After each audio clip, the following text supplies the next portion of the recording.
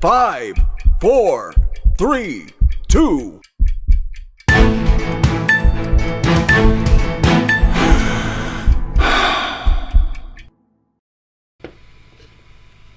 There are times when I enjoy doing this broadcast more than anything else. Tonight's one of those nights. We're not going to be on long, folks, but it's going to be a good night. It's going to be a fun night, and I hope you enjoy just chatting a little hockey on a Sunday night. We got a lot of things to cover. The biggest thing I want to cover tonight is, in fact, we're not even going to go through the normal intro, outros. We're just going to go straight and keep going right here. So let's not use the intros as we go on here, okay? Two things to talk about tonight. I got a rant to talk about, and I've got the North American Hockey League to talk about. And that's it. And then we're going to answer some questions, and then we'll call it a night. The rant. Let's get going with that first. It's amazing to me how many professionals out there are giving advice on. Today, I ran across 3 different social media sites that had advertisements. Stop going to showcases. Stop going to invited camps. Stop going to, it was showcases, camps, combines, and main camps. Don't go to those. Just call me, is what the advertisement was saying. Me, the advisor. Just call me, and your life will be simple. I will get you there right away. Okay, now, this is the warning I've given you from day one, and this is why I started doing Junior Hockey Advisor. That's why we created Junior Hockey Advisor, is because there are people out there that literally say, call me and I'll get you on a team. You know, how an advisor, any advisor could do anything with any player without fully vetting that player, talking to their parents, watching film if they can't see them in person, getting to know them, talking to their coaches. How can you say, just call me and I'll put you on a team? I'll get you on a team. Now, of course, I'm not a family advisor, and if you call me, I'm sure I could get you on a team. There's always a junior team out there.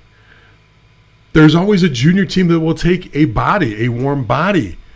But is that really the business you want to be doing? Is that really the way, A, you want to make a living, and B, as a parent or a player, is that the person you want representing you? And now I get it.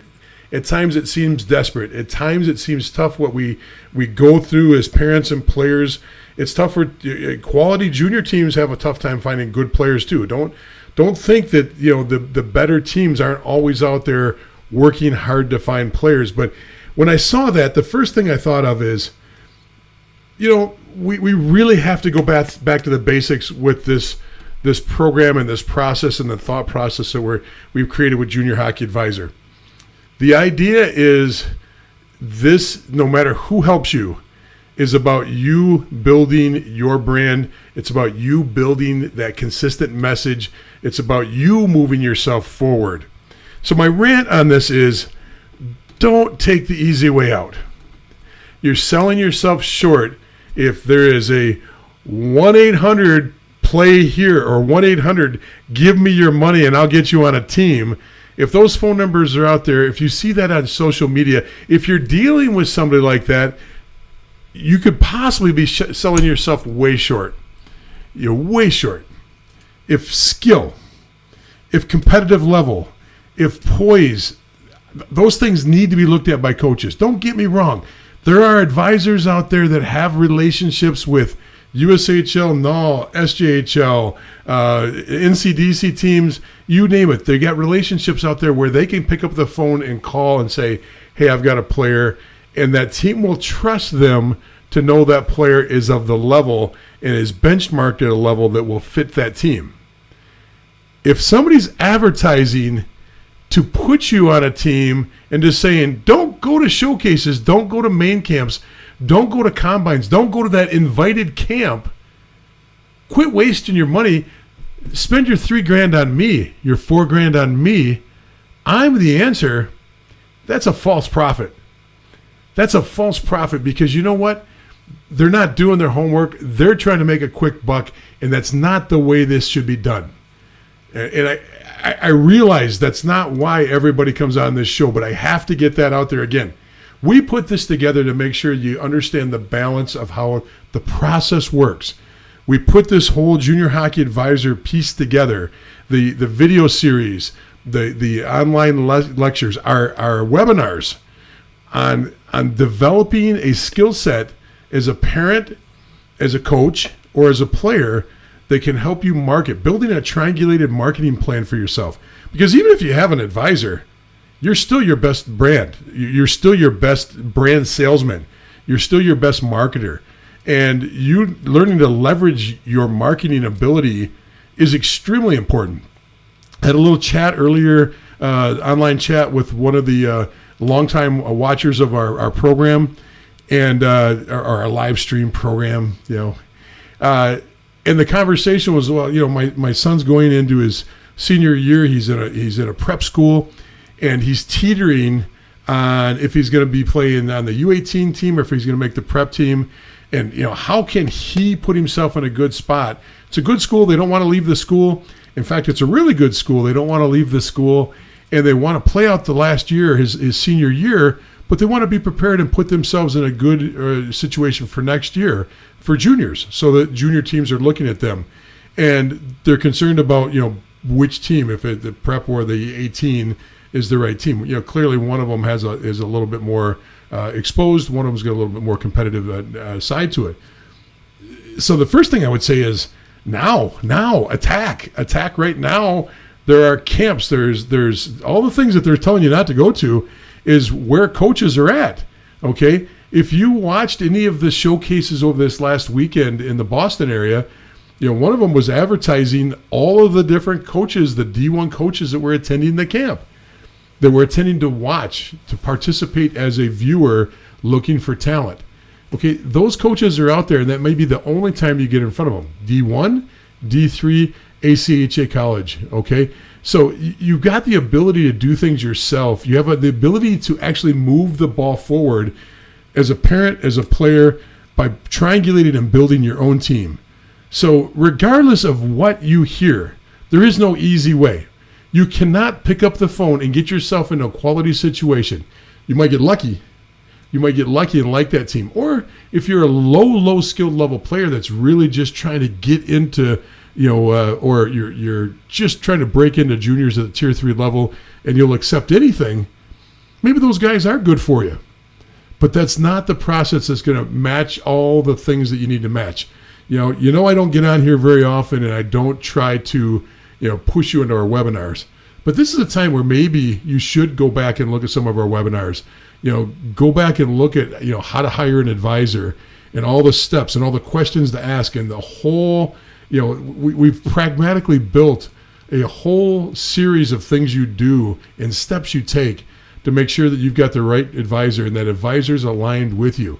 We've also got another webinar out there that walks you through all the steps of what it takes to reach your ultimate goals. And those webinars are there. They're there for you, and maybe this is the time to readdress that and throw those out there again. Take a look at those. You can go to juniorhockeyadvisor.com to pick those up, or those are now available on CoachTube also, CoachTube.com.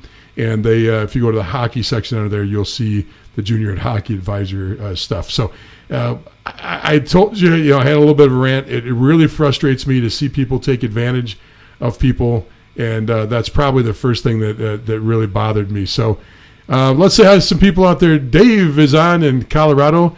Perry's on in Nassau County. I think you're probably pretty happy. I don't know. I've never asked you if you're an Islanders fan, Perry, but I gotta imagine you're happy. I can't imagine you'd be a Rangers fan right now with the Islanders doing so well.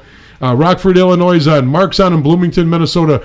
We're going to talk about that in a second, Mark. I'm going to be up in that neck of the woods coming up this next week. Kelly's on in rainy Seattle, Washington. Living up to the rep today up there in Seattle, Washington. Odessa's on. That means the Weavers are on. The world's greatest billet family. is watching from Odessa, Texas. Melissa's on in Brooklyn. Brian's on in Trenton, Michigan. And we've got Ricky on in Columbus. We won't hold that against you. Go Blue. Andy's on in Knoxville. And we've got a lot of other people that are jumping on too. So great to see you on. Thank you so much for all joining in. Like I said, we're not going to spend a lot of time. Personally, I've been in this is my 4th decade in hockey. Owner, coach, NCAA coach, general manager, level 5 master certified coach. Been doing this a very long time. This is the second time where I've really jumped on as a parent and into the fan side. Well, I should say third time in my life for my kids. And I got to tell you what's coming up this next week. I am heading to Blaine in the next few hours. Blaine, Minnesota for the Robertson Cup, which is the only NAHL, or it's the only junior hockey going on right now. I'm going to go up there. I normally go up to the Robertson Cup almost every year. I always go to the top prospects for the North American Hockey League. It's usually in the Boston area. The last few years that they've ran it, but the pandemic kind of threw that up. But I'm going up now. They've combined them into the same week, so I get to do a little work, and I get to do a little family rooting for my son, who happens to be playing for Shreveport, and they made it to the Final Four in the Robertson Cup. So it's going to be a fun week. The other two times this happened is my daughter made it to the national championships in college when she was playing college hockey, and they won the national championship. So I got to be a dad a little bit there and actually root as a fan. Even when I go to watch games, it's very difficult for me to get into that fan mode. I'm always, watching as a coach. I'm always watching, as a recruiter, as a scout, trying to, take notes on players, take notes on things that I can use later on. So I'm not very good at it. And the third time I did this was when my same son, Adam, who's playing for Shreveport, when he played in the Quebec tournament, and they made it to the quarterfinals, semifinals. And that was an unreal experience with, 14, 15, 18,000, people watching a Pee Wee game. So there's been a few times over the years where I've had an opportunity to be a dad. This is one of them. I get to combine a little business with it. So we're heading up. We're going to actually drive up through Michigan. And if you haven't done this bucket list thing, it's really a cool experience. Drive up to Ludington, Michigan. If you've never been up on the northwest side of Michigan, it's just a little south of Manistee, which is a little bit south of Traverse City, which is a little south of Charlevoix. That's all God's country. Just so you know, if you're not from that area, that's where it all started. I think created man, all that stuff happened right there. But there's a ferry out of Ludington that'll shoot you over just south of Milwaukee. I forget what the name of it is. It's a Wisconsin-based ferry, but it actually you can drive on it. It's a big ship, and they actually have little staterooms that you can take a nap. It's a 4-hour ride. You can take a nap. They've got food. They've got movies playing. They've got games, bingo, all kinds of stuff going on. It's a bucket list thing. If you've never been out to Lake Michigan, it's a chance to take a little cruise, have a little fun, and get away from it all. So we're going to shoot over to Wisconsin, and then we're going to shoot over to Blaine, Minnesota, and spend some time there. So looking forward to that. I'm looking forward to the NAHL. What is who made it into the NAHL? Well, we still have one game going on live while we're on the air right now. And if I check up on that game is actually 3-2 Minnesota Magicians and the Kenai River Brown Bears from Alaska. There's 5 minutes left in the game, and it's a 3-2 game. Minnesota's up. So that'll be the last spot of the 4 teams that are coming up, and not sure what's going to play out yet there, but the 4 or 5 minutes left. It's good hockey. That's a Game 5 series. Aberdeen has been the best team in the North American Hockey League all year long. They've had a phenomenal year. They put up over 100 points as a team. They're the number 1 overall seed going into this. Maine is coming in too. Maine's a fairly new program. I think their second year, maybe third year program. Maine is in a situation where they were the second seed out of their division. They won their division, both series in there, both best of 5s. They move on. They will face Shreveport Mudbugs, my son's team, who were first in their division, third overall in the league, and they won both their series. They with sweeping of just swept. Geez, now I'm drawing a little bit of a blank on the series. Throw that in the notes. Whoever remembers who they played, I right now. Wichita. How can I forget that? I watched every game. And then so we'll see who's going to come in. Right now it's the Magicians unless something changes, and then we can move on to the Final Four there. So that'll be very interesting. It's the only junior hockey going on right now. So if you've never watched a NAL series, even sometimes what happens you'll see is the Hockey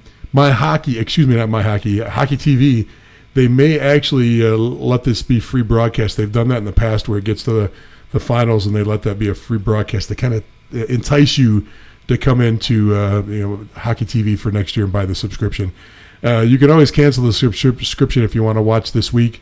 Watch it, spend your $10 or $15, whatever it is, and then cancel your subscription for the month after that. Great hockey. If you're up in Minnesota, if you're there, look me up. I'll be at all the games. I'll be at both series in the semis. The way they do it is they play a best of three.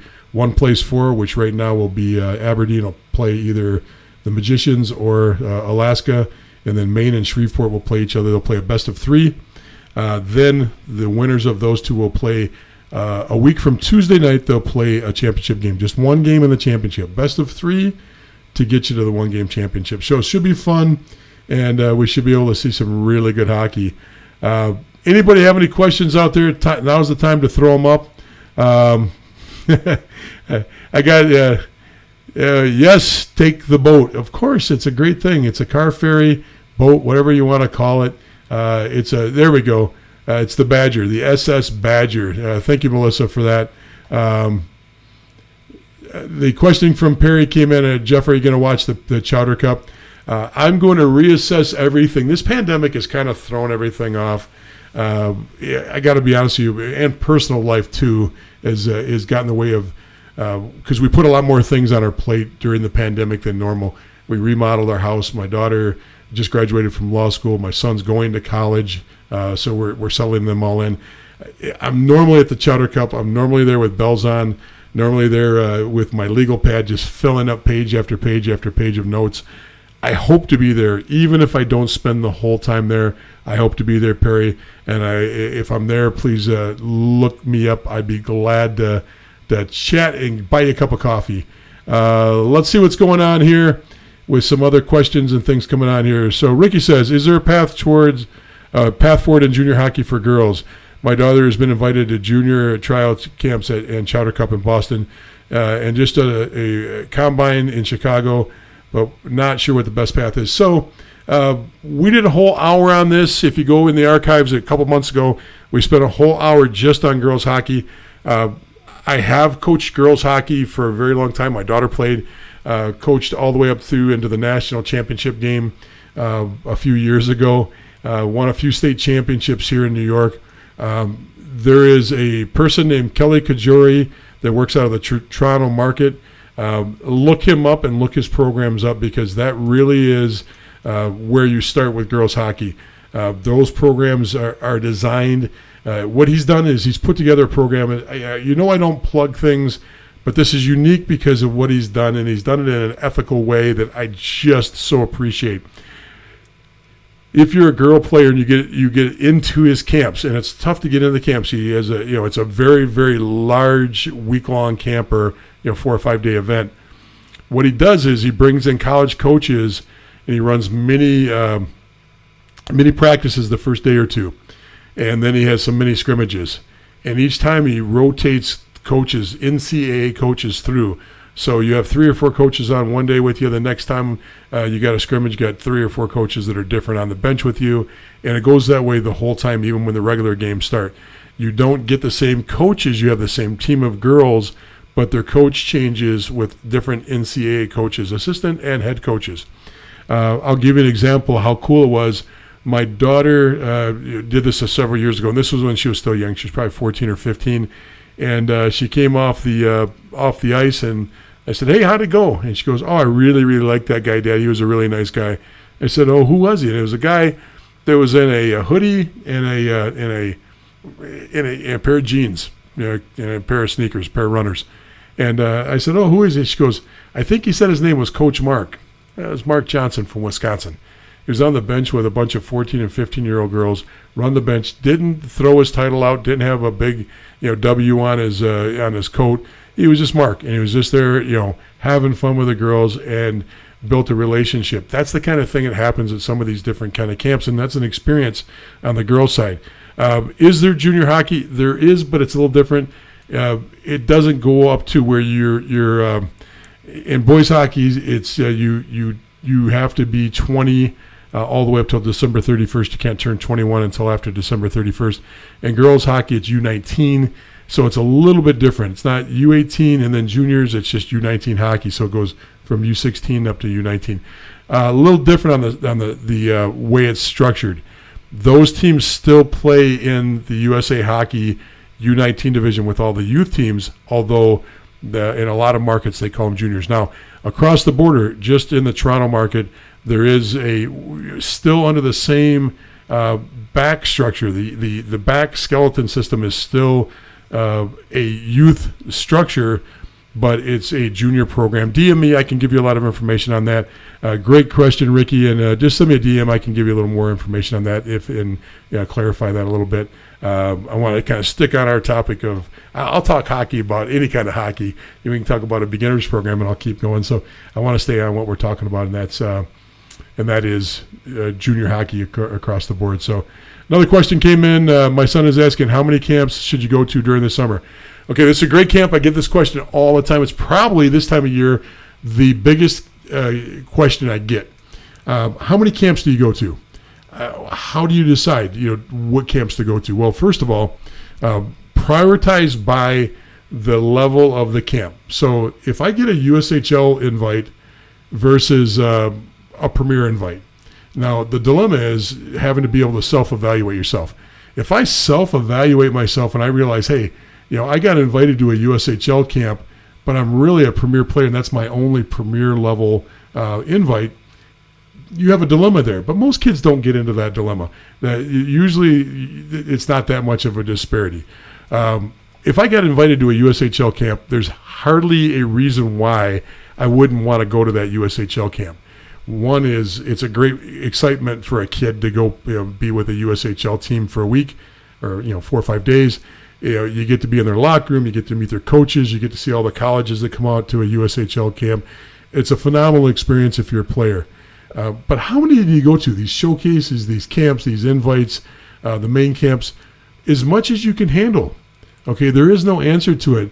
And it's a great question because there are people that I know that can do, an event every weekend, and the family is built around traveling every weekend. They get in a car on Thursday and they go to an event, and they bring their camping gear, or they bring their RV, or they bring their boat sometimes. I've seen people do this in many different ways.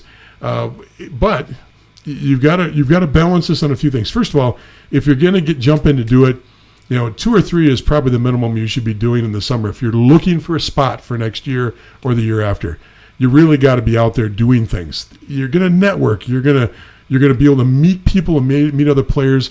You can pick the brain of what other players are doing, who they're talking to, what level they're at. So I'm on a team in the locker room and I see a guy that's comparable to me, and we get along, we start chatting. He tells me what he's doing. It gives me some ideas on where I should be and how to structure things. So remember, though, financially, don't break the bank to try to do 15 events. It's got to be in your family budget. It's got to be in the family time budget too, meaning how much the family can afford as far as time. Because, if there's 3 other kids and they're all pulling in different directions with dance and, horseback riding lessons and other things that need attention in the family, it's hard to prioritize one kid for 5 or 6 events. But if the parents can split the duties and you can make this happen, it's not uncommon for somebody to be at 4 or 5 events. I would say that's taken a lot, especially since we're in June right now. If you put 4 or 5 weekends in between now and mid-August, that's getting a lot in. So be careful with it. Don't go crazy, but at least 2 or 3. I hope that helps on the answer. Let's see what else we got going on here. Perry says, I'll look you up. Okay.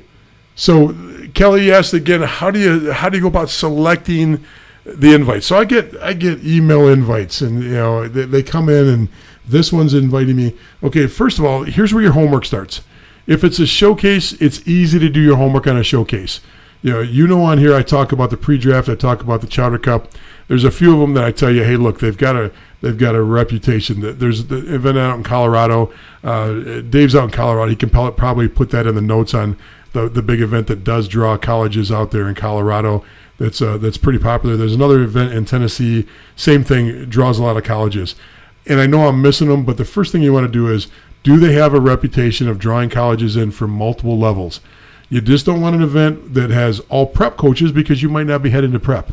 You don't want an event with all D1 coaches, because you might not be a Division I talent. You might be working towards it, you might not be there. So you want an event that's got some D1 talent. You want some event that's got some prep coaches, some ACHA coaches, and some junior coaches, and a mix. And how do you find out about that? You pull up their website. There's always a list of who attends the events and who's there. And that's what you want to do. You want to look at those events. You want to do your homework on those events by seeing who's attending those events.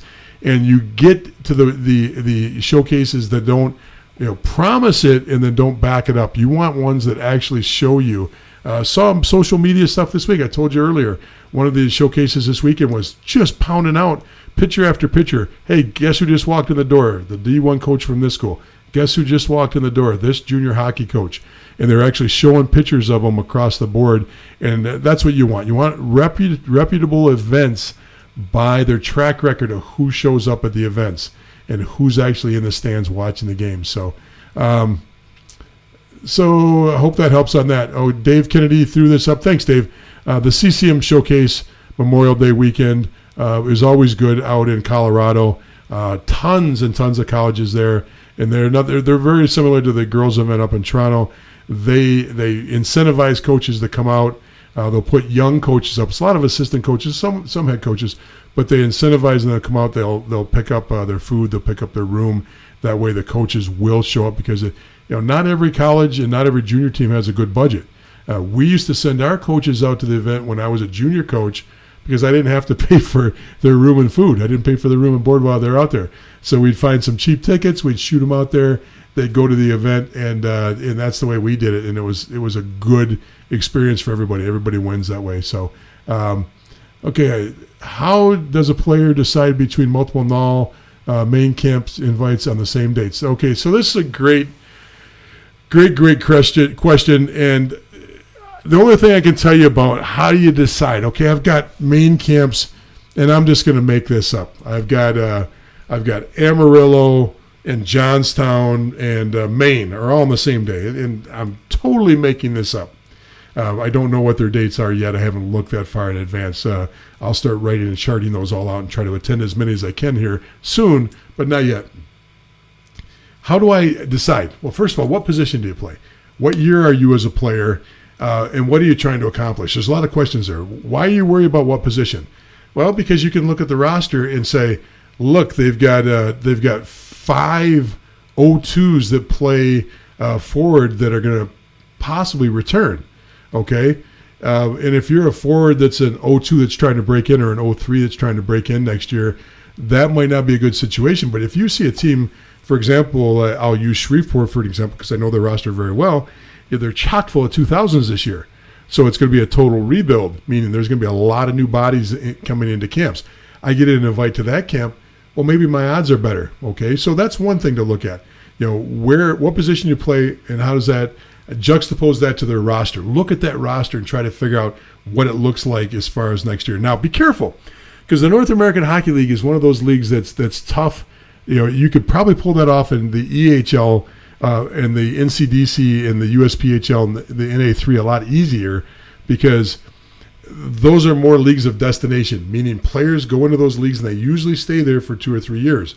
A top-level player in the North American Hockey League could easily move to the USHL or the BCHL. Now, we know that the BCHL might be a different model this next year and it might be different, but they could still move there. So your first thing to do is look at the position you're playing, okay? Look at the style of play. Also, look and see how many players they pull in that are either free agents or how many players they've actually signed into tenders from an invite camp. Okay, that does happen. Some teams use their invite camps. Most tenders, I'm going to tell you right now, most tenders are done. Most kids that are going to get a tender for next year, those tenders are signed. Those are the U18 players from the HPHL, the Beast. Those are prep players, not so much in the NAL, but in the USHL. And the tenders are done. The tenders are probably 85 to 90% done, so I wouldn't be looking for a tender. But a free agent invite still works. There's probably 30, 40, 50 kids in the NAL at least that did not have a tender, were not drafted. And you say, wow, how did they not get drafted? Remember, the draft in the North American Hockey League is a unique draft because they're drafting potential players from higher level leagues. Okay, there's a BCHL kid that's an American that might not be happy up playing for one of the teams up there. He's playing for it doesn't matter. He's playing in the BCHL. He might not be happy. He might want to come back. So if he wants to come back, we'll draft him just in case. Okay. Then they're also drafting younger players that are coming up. So they're drafting on both sides. They're drafting potential good players that might drop down from the USHL and the BCHL, and they're also drafting younger players that are coming up. They're using their tenders on mostly, players that are coming through their scouting system and players that are already junior players playing in the CJHL or other leagues. The CJHL is the 10 Canadian Junior A leagues that are comparable to between our Tier 2 and our Tier 3 hockey in the United States. So it's a unique blend there. So to get back to the question about how do you pick, you got to do your homework on all the little things that you're interested in. If you're just looking to have the experience and you don't expect, if I'm an 04 and I get a NAL invite, the odds of me getting on a team as an 04 are thin. So maybe I'm looking to get the best experience. I would say go with the team that you think's got the best reputation, the best management style. But you can tell a lot. You got to go to a few different camps before you start really getting the feel, junior camps, till you get the feel of who has their, pardon my French, who's got their shit together, okay? That's the only way to say it. I'm sorry, I was a little blunt there. But you're going to go to USHL camps that are completely a train wreck, and their camps. Their camps are a train wreck. Then you're going to go to some USHL camps that you're going to go, oh my goodness, they treat every player here like they're going to the NHL. And you're going to say, wow, my kid's getting video clips after every game during the main camp. They're getting one-on-one attention, even though they really don't have a shot of making this team. And that happens not only in the USHL and the NAL, it happens in the NCDC, it happens in the NA3, the EHL, the USPHL, all these different leagues, and of course in the CGHL. Well-managed teams are the ones you want to try to find your way into because well-managed teams tend to know how to structure finding players. I can tell you right now, you look across the board, the top teams in almost every league tend to be the teams that have the best structure and the best management and the best overall infrastructure behind the scenes. And it's just the way it works. You don't usually have last place teams that their infrastructure perfect and everything's working perfect. It's because it's like any other business. You have to have everything in place, your communication, all your positions filled properly. Everybody knows what their role is. Everybody's doing their job, and they all have benchmarks that they're trying to hit. So I hope that helps a little bit. Okay, here's another question. Perry's got a question. It says, let me get you up here, Perry. My son got a few invites to college camps. They seem very good. Picking one over a junior tees camp. Our first time going to a college camp. So college camps are unique. We've talked about this before. Have a great time there, Perry. It'll be a good experience for you. But college camps have the ability to invite whoever they want, and they usually have real prospects there. But remember, college camps still have to be open invitation. The NCAA doesn't let them be closed, which means anybody off the street can walk up and sign on that. And usually 10-20% of the camp is kids off the street. They live in the local area. They know about the camp. They go to the camp, and it could be anywhere from house up to competitive players. The majority of the camp is going to be good. It'll be a good experience. You get a chance to see, be in the locker room. You get a chance to be around college coaches. There's absolutely nothing wrong with these college camps that are out there, and the majority of these camps literally will find talent in their camps. That's why they invite players in to come to the camp. So it'll be a good experience. So Lara's comment is absolutely true. Son is 15. Oh, it's not a statement. It's a question. I thought she was saying the Junior Cup is a must at this point. It's a question. Is the Junior Cup a must? The Junior Chowder Cup. In my opinion, every time you go to these events, good, positive things happen. You build your network of players. You can kind of build your peer group from across all the different teams in the United States. You get a chance to work with coaches that most of these Junior Chowder Cup teams, most of these pre-draft teams, most of these teams in these well-established programs, they have professional coaches and professional companies that run these teams. These guys know what they're doing for the most part, and over the years it's changed. I've talked about this before. It used to be there was no credibility given to a Chowder Cup coach or a Chowder Cup team's, whoever's operating and managing the team. Because usually it was a dad. Years ago, it was a dad saying, hey, we're going to grab, 14, 15 guys from our U16 team, and we're going to go play in it, or our U18 team, whatever level you're at. And they would go play in this, and the dads, the college coaches weren't going to talk to the dads about the talent. But what's evolved is this has become a big business for a lot of these guys. Some of these guys are knocking down extremely big money to run all these showcase teams. But because they've taken it on full time and because they've embraced it, they actually recruit their teams. They run multiple teams. They have a year after year layer to get up to the top team. You don't just come in and sign up and get on their top team right away. They've built a reputation with the coaches that they know what they're doing.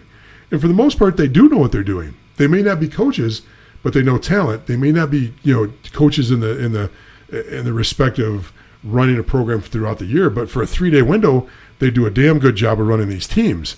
And they know how to showcase players, they know coaches, and they have the respect of a lot of the Division I and Division III and ACHA coaches.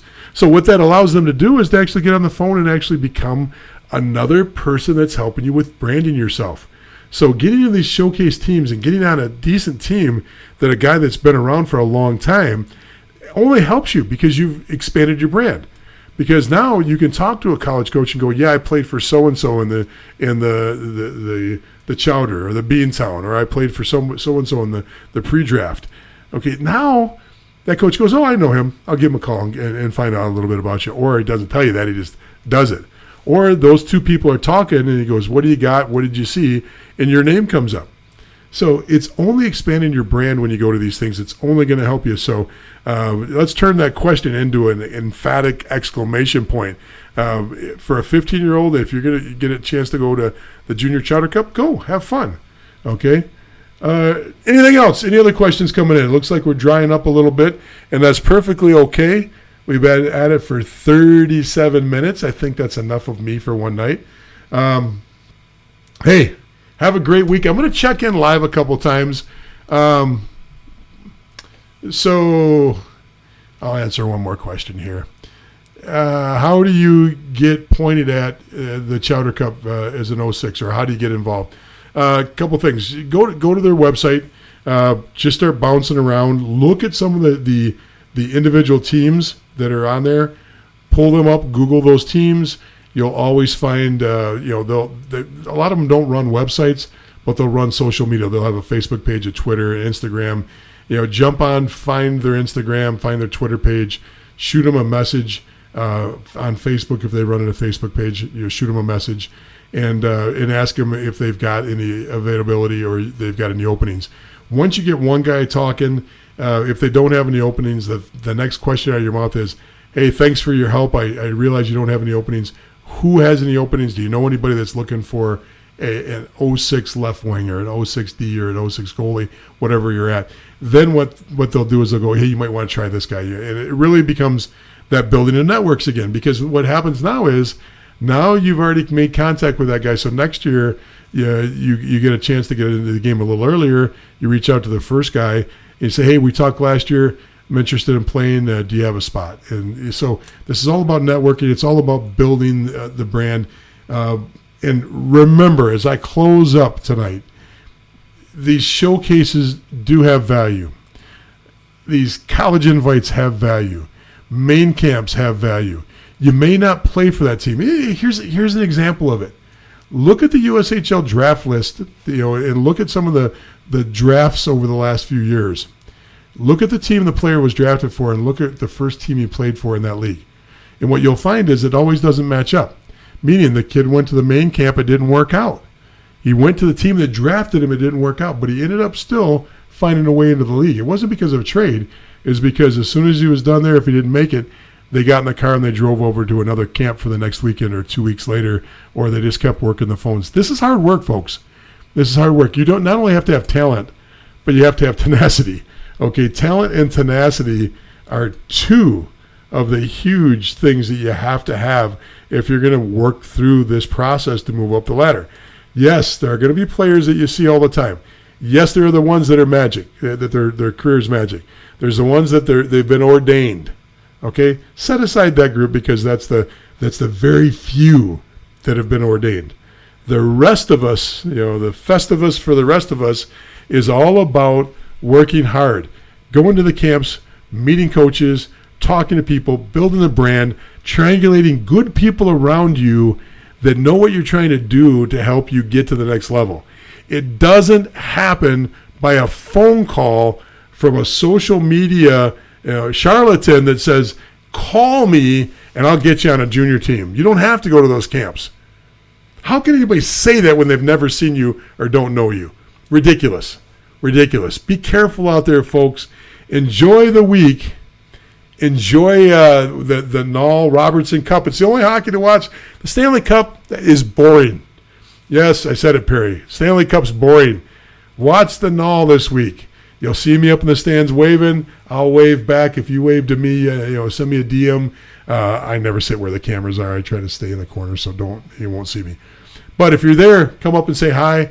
If you're at the Top Prospects this week, come up and say hi. Love to meet you. Everybody have a great week. Enjoy the week. We'll see you maybe next Sunday. Depends on if there's a reason for me to celebrate or not.